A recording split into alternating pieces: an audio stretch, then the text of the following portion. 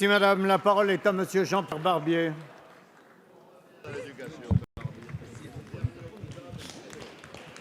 Monsieur le Président, mes chers collègues, ma question s'adresse à Monsieur le Premier ministre et j'y associe mon collègue Jean-Pierre Door. Alléluia, Marisol Touraine a sauvé la vieille dame qu'elle disait moribonde, la sécurité sociale.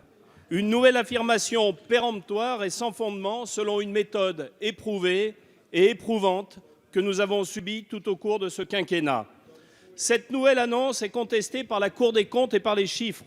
Le déficit cumulé est cette année équivalent à celui de 2012 et malheureusement toujours aussi abyssal, près de 153 milliards. Vous avez réussi à améliorer faiblement un résultat annuel, mais à quel prix et pour combien de temps? Faut-il vous rappeler que pour la branche vieillesse, c'est la réforme de 2010, celle d'Éric Woerth, qui porte ses fruits aujourd'hui et que vous n'avez pas votée? Faut-il vous rappeler votre hold-up sur les allocations familiales? Faut-il vous rappeler que vous avez mis à terre l'industrie pharmaceutique, ce qui induit des milliers de licenciements et la perte de notre leadership? Faut-il vous rappeler que vous n'avez conduit aucune réforme structurelle de l'hôpital? Faut-il vous rappeler que vous n'avez pas anticipé le financement de produits innovants, prenant ainsi le risque que nos malades ne puissent pas bénéficier de ces progrès thérapeutiques? Faut-il vous rappeler vos artifices comptables et votre politique d'augmentation des recettes par les taxes et cotisations diverses? Non, les Français s'en souviennent et s'en souviendront. Et comme eux, comme la Cour des comptes, nous ne sommes pas convaincus par cette dernière supercherie. Alors, Monsieur le Premier ministre, espérez-vous cacher ce bilan calamiteux par une dernière promesse électorale en augmentant le prix de la consultation médicale de 2 €? Une augmentation méritée, mais tardive et incertaine, car là encore, les mutuelles ne vous suivent plus. Merci.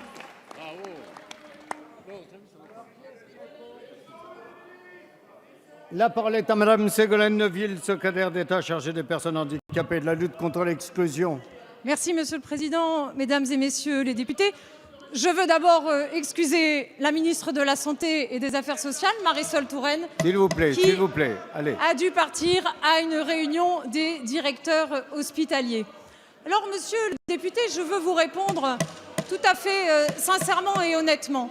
Dans le fond, Monsieur Jacob, il y a un certain nombre d'hommes et de femmes politiques qui, dès lors qu'il y a une bonne nouvelle, refusent de reconnaître ces bonnes nouvelles.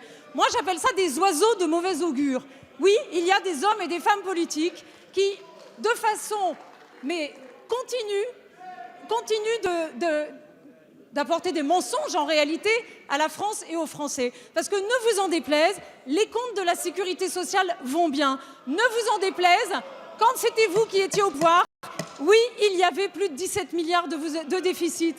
Et ne vous en déplaise, la gauche est meilleure en gestion que la droite. Et c'est ça la réalité d'aujourd'hui. Parce que la réalité d'aujourd'hui, c'est que le déficit, aujourd'hui, il est de 3,4 milliards d'euros. Et que l'année prochaine, en 2017, il sera de 400 millions d'euros.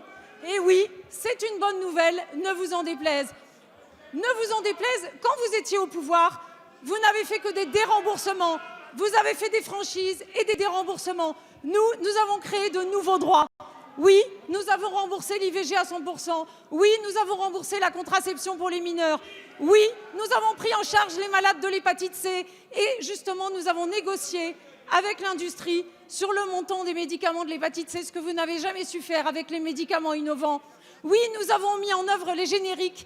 Nous avons fait en sorte que les génériques soient plus prescrits et cela a permis de diminuer le déficit. Nous avons fait la prime d'activité.